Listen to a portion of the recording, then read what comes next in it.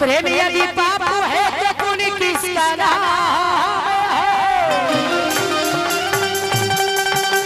प्रेम ही यदि करने है तो सद कर्म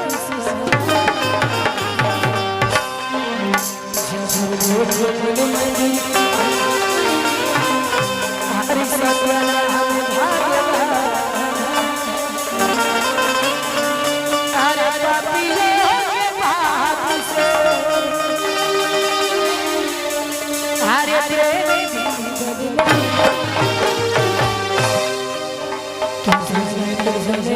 जी अपने कैसे इसके लिए जो कैसे क्या नाम है? क्या नाम है? पलंग ना हिले। क्या बात है? मोहब्बती कहिए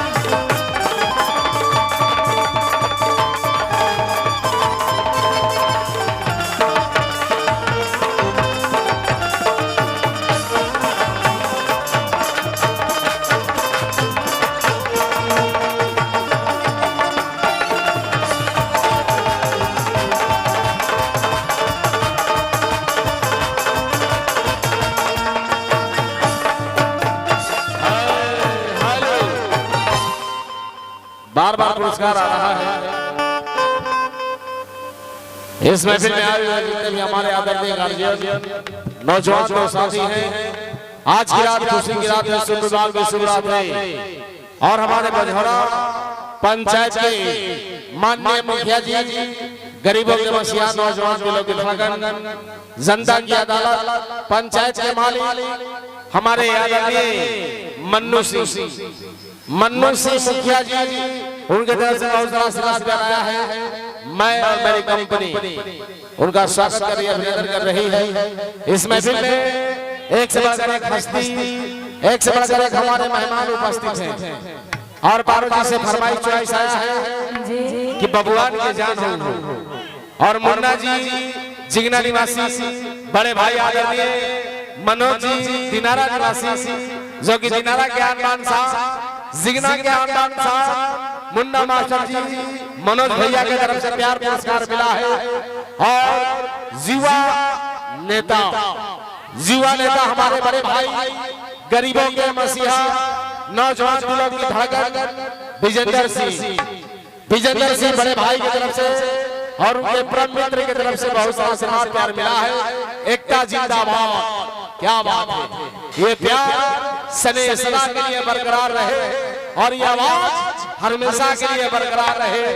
एकता जो कि युवा नेता हमारे विजेंद्र भाई की तरफ से बहुत बहुत रुपया का पुरस्कार मिला है। मैं दिल खोल के उनका प्रणाम करता हूँ, स्वागत करता हूँ अपने बड़े भैया का। और पारो जी, ए मुखिया जी, मन हमने तो बोलेंगे।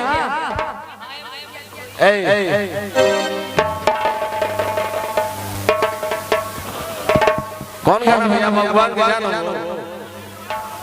काराकाट वाला पवन सिंह के। अच्छा, मैं एक बार बोल दूं भैया, बुरा मत मानिएगा, हम लोग कलाकार हैं। यहाँ ये जो कार्यक्रम चल रहा है, पारो जी रुकिए, शादी विवाह का ये महफिल है और ये रंगारंग प्रोग्राम है। यहाँ जातिवाद बात नहीं चलेगा। अच्छा बजेगा, थोड़ा सा रुक जाइए, अभी चलने दीजिए, कार्यक्रम बजेगा।